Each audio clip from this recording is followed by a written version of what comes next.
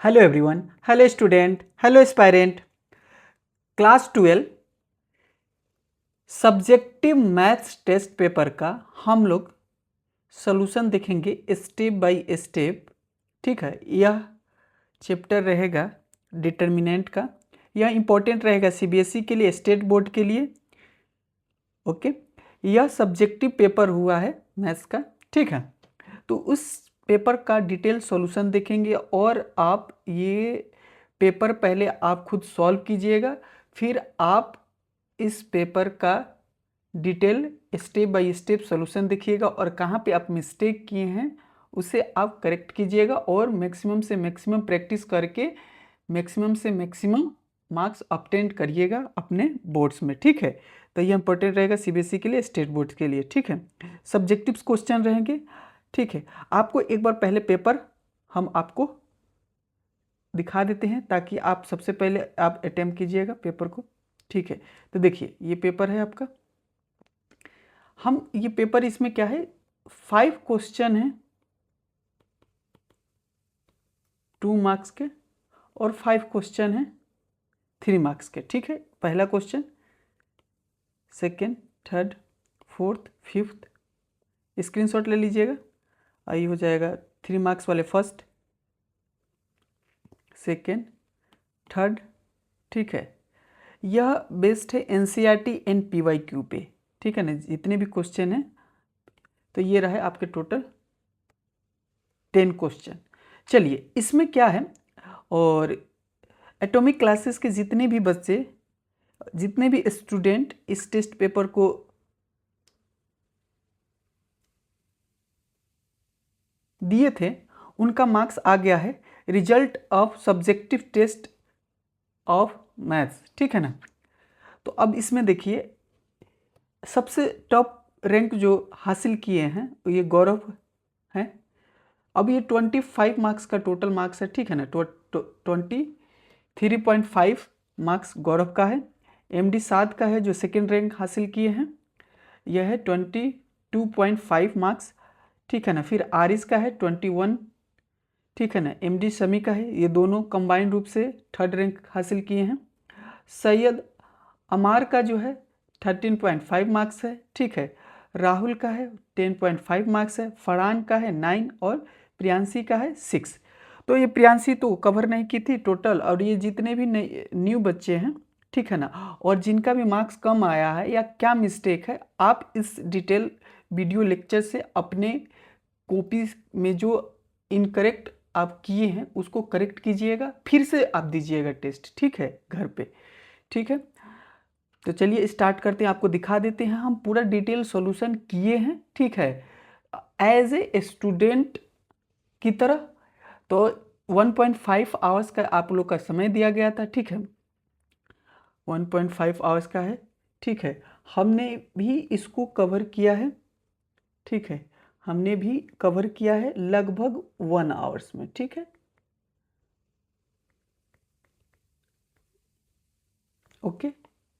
चलिए, तो पहला क्वेश्चन देखिए इसका। देखिए पहला क्वेश्चन क्या कर रहा है कि लेट, हमारे पास क्या है, लेट ए एंड बी क्या है, 2 स्क्वायर मैट्रिक्स है। ठीक है, 2 स्क्वायर मैट्रिक्स है। ठीक है, ऑर्डर इसका कितना दिया है, 3 दिया है।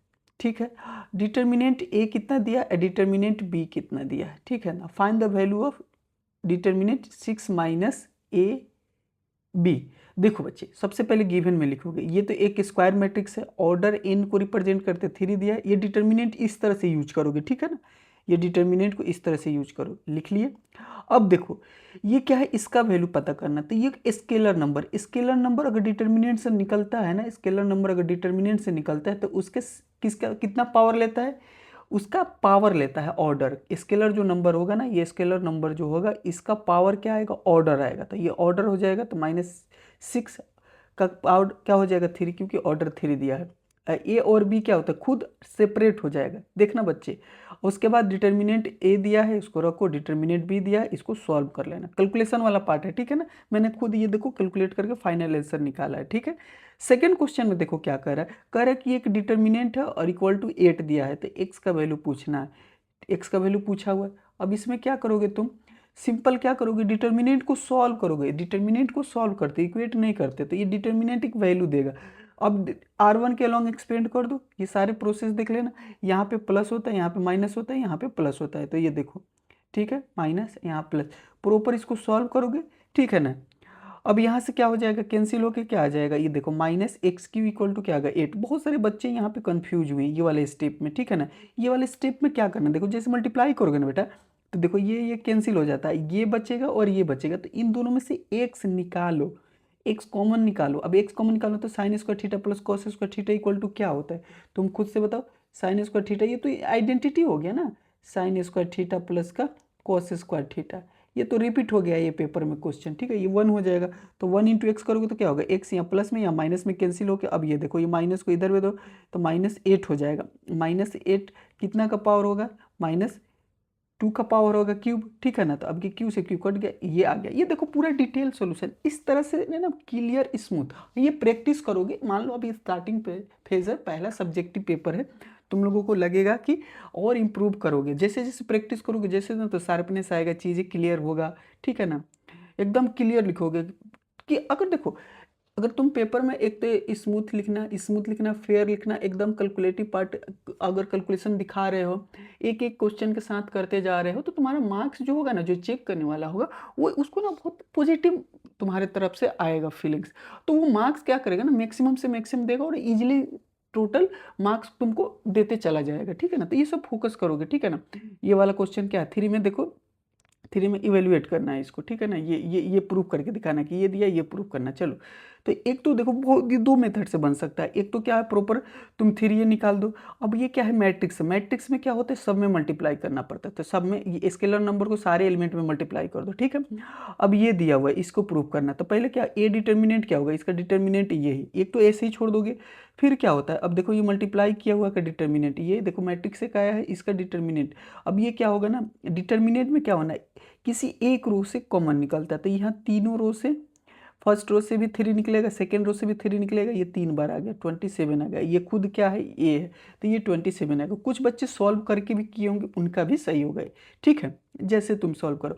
अब ये देखो बच्चे, तुमको डायरेक्ट ये क्या किया है, 4 नंबर क्वेश्चन में इवेल्युएट करने को कहा है। ये 4 नंबर क्वेश्चन जो है इवेल्युएट करने को कहा है, सॉरी, अब ये इवेल्युएट करने को कहा है डिटर्मिनेंट को। तो अब डिटर्मिनेंट को सॉल्व करने के लिए आया, यहाँ से मैं किसी को भी किसी रो या किसी कॉलम के अलोंग एक्सपेंड कर सकते हो। तो मैंने क्या किया है, R2 के अलोंग एक्सपेंड कर दिया है, ठीक है ना। तो ये 0 हो जाएगा, 0 हो जाएगा। यहाँ क्या होता है, प्लस, तो देखो एक्चुअल में क्या होता है ना, plus minus plus minus plus minus plus minus plus, तो ये वाला, तो ये माइनस माइनस क्या हो जाएगा, प्लस। अब ये वाला और ये वाला डिलीट करो, नहीं सॉरी, ये वाला और ये वाला डिलीट करो, ठीक है ना। तो यहाँ बचेगा और ये बचेगा, ठीक है, ये बचेगा और ये बचेगा। तो अब यहाँ से सॉल्व करो तो क्या होगा, माइनस का 15 प्लस का 3 सॉल्व करोगे, माइनस का 12। बहुत सारे बच्चे 12 लिखे हैं या कुछ और निकाल रहे हैं, बस ये छोटा सा क्वेश्चन था। आपको डिटर्मिनेंट का एप्लीकेशन आना चाहिए कि कैसे डिटर्मिनेंट सॉल्व करते हैं। कुछ तो क्वेश्चन ईजी होते हैं। अब ये देखो, ये थोड़ा सा क्वेश्चन है कि इवेल्युएट करना है, ये मिसलेनियस का है आपका एनसीईआरटी का। अब ये क्या करो, एक तो देखो इन दोनों में कॉमन क्या दिख रहा है, ये अगर तुम ना कुछ ऐसा चीज़ों को लॉजिक लगाया वो अप्लाई करो। अब यहाँ से देखो R1 प्लस R2 करोगे ना, तो R1 प्लस इसमें देखो 2x 2y, यहाँ 2x 2y, यहाँ 2x 2y। तो अब इसको क्या करते हैं, ये क्या बताता है कि इस R1 और R2 को R3 के साथ सबको एक साथ जोड़ो, लिखो कहाँ, ये बताता है कि इस रो में लिख रहे हैं। तो सही बात है, ये लिखे, ये लिख दिए, तो कॉमन निकाल दिए। जैसे ये आ गया, हम यहाँ से फिर क्या किए, इसको कॉमन कर दिए, ठीक है ना, R1 से। अब यहाँ 1 1, जैसे तुमको 1 1 दिखे, अब तुम आराम से क्या कर सकते हो, इसको 0 कर सकते हो। तो C1 में क्या लिखना है, C1 माइनस C2 करके, C2 में क्या लिखना है, C2 माइनस 3 करके, ये करके क्या किया, उसके बाद जैसे 0 0 2 को दिखा, अब इसके लॉन्ग एक्सपेंड कर दो, एक्सपेंड करोगे, फाइनली ये आएगा। इन दोनों में से माइनस कॉमन निकालो, एक्चुअल में क्या होगा, माइनस कॉमन निकालोगे। अब ये एक स्टैंडर्ड फार्मूला दिखेगा तुमको, अभी नहीं दिखेगा। यहाँ से देखो ना, एक स्टैंडर्ड 9th क्लास का आइडेंटिटी होता है कि a cube plus b cube equal to होता है a plus b, a square plus b square minus का ए बी। तो अब ये चीज़ है, तो ये हो जाएगा, अब माइनस का ये हो गया आंसर, ठीक है ना। नेक्स्ट, अब हमारे पास क्या है, ये 3 मार्क्स में, ऐसे ये पेपर में 5 मार्क्स का आता है, क्योंकि बहुत टाइम टेकिंग करता है, प्रोसेस होता है, ठीक है ना। तो अब तो देखो, एक तो क्या है, ए बी इसमें सबसे पहले फाइंड करना है, ठीक है ना। उसके बाद इस लीनियर इक्वेशन को जो भी दिया है, सिस्टम ऑफ लीनियर इक्वेशन को सॉल्व करना है। तो ये 2 प्रोसेस से कर सकते हो। अभी देखो, एक ये है, ए बी, अब एक ए बी को प्रोडक्ट किया तो ए बी को प्रोडक्ट किया ना तो 8i आ गया, ठीक है ना। अब यहाँ से भी जा सकते हो तुम, जैसे कि A B equal to 8i लेकर एक इक्वेशन बना सकते हो ऐसे, ठीक है ना। ये अभी तो ये निकाले, ठीक है ना। तो मान लो ये 5 मार्क्स का आता तो 2.5 मार्क्स का हो जाता, ठीक है ना। अगर 3 मार्क्स का है तो ये स्टेप तक मान लो कि 1.2 हो गया, ठीक है। अब यहाँ से देखो इसको, ये हम इसमें जो लीनियर सिस्टम ऑफ इक्वेशन है इसमें से हम लोग क्या करते हैं, इसके वाले को क्या करते हैं, ये ए मानते हैं, ठीक है ना। एक्स और क्या हो गया, एक्स को हम लोग वेरिएबल मान लेते हैं, एक्स वाई जेड कैपिटल को, बी को हम लोग ये वाला मान लेते हैं, ठीक है ना। नॉन होमोजीनियस इक्वेशन है क्योंकि डी भी दिया हुआ है, ठीक है। अब हम यहाँ से सबसे पहले आसानी से काम करो, इसका डिटर्मिनेंट चेक करो क्योंकि इनवर्स एग्जिस्ट कर रहा है कि नहीं कर रहा था, 8 निकल गया। अब इसका एडजॉइंट पूरा निकालोगे, एडजॉइंट का प्रोसेस जानते होगे तो एडजॉइंट निकालोगे, ठीक है ना। ये थोड़ा टाइम टेकिंग है, कैलकुलेशन है, इसमें मिस्टेक हो सकती है, लाजमी है, बट प्रैक्टिस से क्या होगा, तुम एक्यूरेसी पे अटेंड कर सकते हो, अपना एक्यूरेसी ठीक कर सकते हो कि सही कर पाओ। अब यहाँ x इक्वल टू क्या होता है, इनवर्स b, अब इसको मल्टीप्लाई करके ये ला। बहुत सारे बच्चे यहाँ पे भी गलती कर दिए हैं, ठीक है, गलती होती है, बट आप एक्यूरेसी के साथ करो, ठीक है ना। एक ही क्वेश्चन रहेगा, आप थोड़ा शांति से करो, प्रैक्टिस करो, थोड़ा थोड़ा सा, मतलब होता नहीं है कि कैलकुलेशन थोड़ा एकदम अपना अटेंशन लेवल बढ़ा के करो कि गलत ना हो। इतना मेहनत करने के बाद अगर गलत हो जाए तो ये आ जाएगा आपका, ठीक है ना। मैं भी डायरेक्ट एकदम स्टूडेंट एज ए स्टूडेंट की तरह गलत, एकदम स्टूडेंट की तरह गलती से बचने के लिए एकदम स्टूडेंट की तरह इसको सॉल्व किया हूँ, ठीक है ना बेटा। आप भी करो, कैलकुलेशन वाला है तो ये करो। अब देखो इस क्वेश्चन के लिए क्या होता है, ये अपना आ जाएगा आपका आंसर, ठीक है। एक बार मैच कर लीजिएगा आप सब, ठीक है, फिर से प्रैक्टिस कर लीजिएगा जहाँ पे भी दिक्कत हो रहा है। तो टेस्ट देने के बाद आप टेस्ट का एनालिसिस कीजिए, टेस्ट पे आपके क्या गलती हो रही है उस गलती को पहचानिए, उसको बाद फिर से पेपर को सॉल्व कीजिए, यही आएगा, ठीक है ना। बोर्ड का पेपर देने का सीधा सिंपल तरीका है कि PYQ और NCERT के क्वेश्चन को बार बार प्रैक्टिस करके इतना एक्यूरेसी हासिल कर लीजिए कि जब पेपर में आए तो आप कॉन्फिडेंस के साथ उसको सॉल्व कर पाए, ठीक है ना। अब देखिए एक ये क्वेश्चन दिया हुआ है कि ए है और ये फाइंड, ये आपको सेटिस्फाइड करना, तो बिल्कुल सेटिस्फाइड कीजिए, ठीक है। आप ए स्क्वायर पहले निकाल लीजिए, तो ए स्क्वायर निकाल लीजिए, ठीक है ना। देखिए स्टेप बाय स्टेप आपको दिखा रहे हैं, LHS ले लीजिए, ठीक है ना। तो अब ये ए स्क्वायर का वैल्यू रखो, यहाँ ए का वैल्यू रखो, आइडेंटिटी मैट्रिक्स होता है, अगर ये सब 2 ऑर्डर का तो ये भी 2 ऑर्डर का ही लिखिएगा। इसमें मल्टीप्लाई कीजिएगा तो ये क्या है, अब मैट्रिक्स में क्या होता है, ये स्केलर सारे नंबर से मल्टीप्लाई होगा, सारे नंबर से मल्टीप्लाई। फिर आप क्या कि यहाँ माइनस यहाँ प्लस है, तो ये देखो 7 और 1 क्या हो जाएगा, 8 हो जाएगा, ये माइनस का 8 हो जाएगा, इस तरह के 0 0 आ गया। नेक्स्ट अब देखो बहुत सारे बच्चे यहाँ से नहीं समझ पाएंगे कि इसी इक्वेशन के थ्रू आपको निकालना, तबे इसी इक्वेशन के यूजिंग करके आपको निकालना। अब बहुत सारे बच्चे इस तरह से निकाल लिए हैं कि ए ज्वाइंट अपॉन ए, ठीक है, ये भी सही है, बट आपको यहाँ मेंशन कर दिया है, ठीक है ना। चलो मैं तो मार्क्स दे दिया हूँ, उस पर भी हाफ मार्क्स काटा हूँ, बट आप इक्वेशन के थ्रू करोगे, ठीक है ना। मैं दे दिया हूँ, मैं लिबरल हूँ, तो वहाँ एग्जामिनर नहीं आपके साथ आप करेगा, ठीक है ना। आपके मेहनत को मैं सलाम करता हूँ, ठीक है ना, उसका मार्क्स देता हूँ, रिवार्ड देता हूँ, बट अब जो स्टेप आप प्रॉपर जो वो डिमांड कर रहा है पेपर, उसके अकॉर्डिंग सॉल्व करिएगा ताकि ज़्यादा से ज़्यादा मार्क्स आपको मिले, ठीक है ना। अब देखिए इसमें क्या किया जाता है, इस टाइप के क्वेश्चन को कैसे सॉल्व किया जाता है, ठीक है ना। ए इन्वर्स मल्टीप्लाई करो, होता क्या है, इन्वर्स मल्टीप्लाई करने पे प्री भी कर सकते हो, पोस्ट भी कर सकते हो। प्री के मतलब ये पहले लाएंगे सब, इधर मल्टीप्लाई करोगे 0 से तो ये तो 0 हो जाएगा। अब यहाँ से क्या करोगे, ये 2 ए स्क्वायर है ना, तो एक एक्स को निकालो, स्टेप बाय स्टेप कर रहे हैं। अब देखना A inverse A equal to आई होता है, तो ये मिलके आई हो गया, ठीक है ना। तो एक ये यहाँ से चला गया, ये मिलके क्या हो जाएगा, आई हो जाएगा। आई के साथ किसी का भी करोगे तो वो क्या होगा, वही हो जाएगा, तो यहाँ ए इन्वर्स। अब देखो अब i/2 क्या हो गया, ये a होगा, तो a इधर प्लस में है तो इधर माइनस में आ जाएगा, ठीक है। इधर ये प्लस में है तो ये माइनस में है तो इधर प्लस में आ जाएगा। अब a इन्वर्स, ये देखो ना कितना अच्छा एक्सप्रेशन दिख रहा है कि 4i में से a को सब्ट्रैक्ट कर दो, डायरेक्ट निकल जाएगा, ठीक है। ये भी हो गया, तो ये कर लोगे। 4i के मतलब i के मतलब 1 0 0 1, इसमें 4 से मल्टीप्लाई कर दो तो ये आ जाएगा। a का एक्सप्रेशन दिया हुआ है, यहाँ से a का एक्सप्रेशन से या यहाँ से एक एक्सप्रेशन से वहाँ वैल्यू रख दो। तुमको पता भी है कि 2 का डायरेक्ट कैसे निकालते हैं ट्रिक से, तो अब डायरेक्ट ए इन्वर्स कैसे निकालते हैं, एडजॉइंट डायरेक्ट पता है 2,2, यहाँ -1 यहाँ -2, ठीक है ना। इसका डिटर्मिनेंट निकालो, तो डिटर्मिनेंट 4 और 3 तो 1 आ रहा है, तो 1 से डिवाइड करोगे तो यही आ जाएगा 2 2 -1 -3। इस तरह से आप चेक भी कर सकते हो, चेक कर सकते हो कि ये सही है कि नहीं है, तो ये सही आ रहा है, ठीक है ना।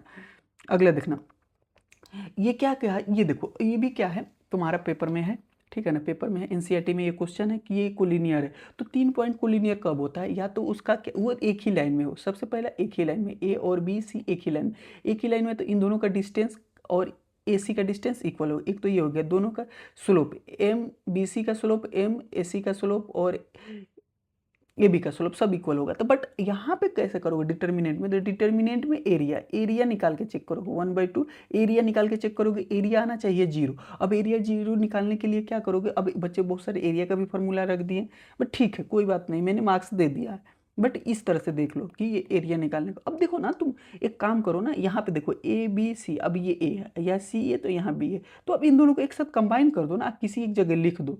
तो ए बी सी देखो C1 + C2 कर दिया, एक जगह लिख दिया। अब ज़्यादातर ये क्या ना पैटर्न पहचानने लगोगे, प्रैक्टिस करोगे तो। अब यहाँ C1 से कॉमन निकालो फ्रॉम C1, अब ये 1 1 आ गया। अब 1 1 जैसे आए तुम, अब यहाँ देखो 1 1 है, यहाँ भी 1 1 है, तो तुम डिटर्मिनेंट के प्रॉपर्टी से सॉल्व कर सकते हो कि C1 और C2 किसी भी डिटर्मिनेंट में दो रो या दो कॉलम आपस में इक्वल हो तो उसका डिटर्मिनेंट का वैल्यू 0 होता है। तो जैसे एरिया 0 आ गया, अब एक लाइन है तो उससे तो ट्रायंगल बनेगा नहीं, तो ट्रायंगल जब बनेगा नहीं तो उसका एरिया क्या होगा, 0 हो गया। तो ए बी सी आर क्या हो जाएगा, ये कोलिनियर हो जाएगा।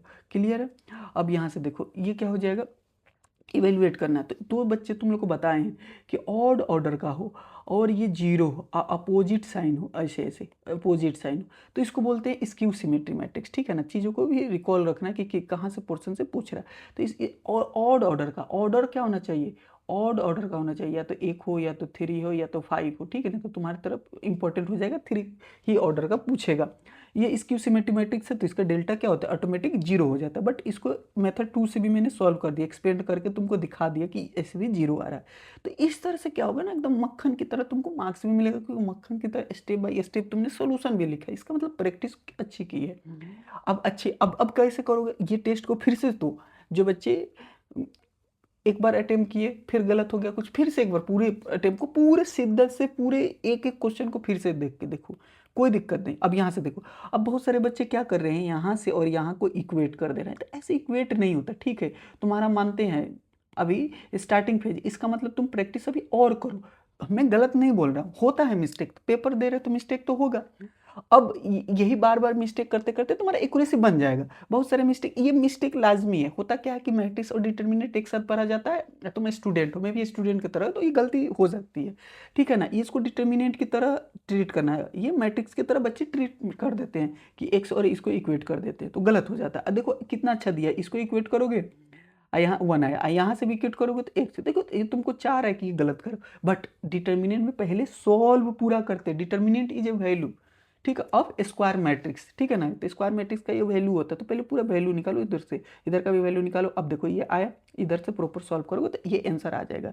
अब इसका कंसेप्ट याद रखोगे, अब एक बार गलत हो गया तो कभी भी तुम्हारा पेपर में नहीं होगा, ओरिजिनल पेपर में गलत नहीं होगा। प्रैक्टिस पेपर और सेट टेस्ट पेपर में गलती हो रहा है तो इसका मतलब तुम्हारा वो गलती रिपीट नहीं होगा। अगर एनालिसिस कर रहे हो और उस चीज़ को रियलाइज कर रहे हो कि ये मिस्टेक हुआ, इस स्टेप में मिस्टेक हुआ है, देखना है, अच्छे से देखना है। ठीक है, आगे बढ़ते हैं। अब ये देखो रिपीट हो गया है, कोई बात नहीं। अब ये देखो क्या है, वहाँ पे भी एक 2 मार्क्स का था, ये 3 मार्क्स का। इतना इंपॉर्टेंट क्वेश्चन है ये। ठीक है ना, ये पूछा हुआ है। ठीक है, अब ये इंडिपेंडेंट ऑफ थीटा है। जब भी कहे ना कि इंडिपेंडेंट ऑफ थीटा, इंडिपेंडेंट का मतलब जरूरत नहीं है, थीटा वहाँ दिखे नहीं एक्सप्रेशन में, तो इसको सॉल्व करोगे। फाइनली सॉल्व करते जाओगे, अगेन यहाँ पे मिस्टेक हुआ है, तो माइनस का एक्स की वाई, थीटा आया ही नहीं। थीटा का मतलब तुम्हारा एक्सप्रेशन, लास्ट एक्सप्रेशन में जो लास्ट रिजल्ट आएगा, यहाँ पे जो आएगा उसमें थीटा नहीं दिखेगा। अब ये देखो लास्ट क्वेश्चन आज का, देखो हमने पूरा सॉल्यूशन किया हुआ है। ठीक है ना, तुम इसको टाइम लेके सॉल्व करना। ठीक है ना, मैं तुम्हारा ये क्वेश्चन अप्रोच क्या होता है क्वेश्चन में वो बता देता हूँ। ए दिया हुआ, अभी ए एडजॉइंट ए दिया है, और उसका देखना स्टेप, देखना क्या मैंने कितना स्मार्टली कौन सा स्टेप पहले लिखा है, कैसे चीज़ों को दिखाना है। जैसे ये स्टेप देखो, ये तुमको क्या करना है, ये सॉल्व करना। तो मैं पहले ए डिटर्मिनेंट निकाल लूँगा, ये एक्सप्रेशन को तुमको, ये डायरेक्ट आइडेंटिटी और रिजल्ट होता है, ये बहुत ही इंपॉर्टेंट रिजल्ट होता है। ठीक है ना, कि A adjoint A equal to होता है डिटर्मिनेंट आई। बहुत सारा इसमें एमसीक्यू भी बनता है इस टाइप के एक्सप्रेशन से। अब ये ए इनवर्स निकालना है, अच्छी बात है। सबसे पहले ए निकाल लिया, डिटर्मिनेंट निकाल लिया। डिटर्मिनेंट निकालने के साथ हम देख लिए कि 1 आ रहा है। 1 आने के साथ हम ये देख लिए कि इसका यहाँ 1 होगा, इसका मतलब आइडेंटिटी है, तो आइडेंटिटी ही रह जाएगा, आई ही रह जाएगा। अच्छी बात है। अब ये तुम प्रोसेस 2 बार आ गया एडजॉइंट निकालने का। एडजॉइंट निकालना जानते ही हो, एडजॉइंट किसी का भी कैसे एडजॉइंट निकालते हो, जैसे कि अब मान लो इसका एडजॉइंट निकालो तो साइन यूज करते हैं, एडजॉइंट में साइन यूज करते हैं।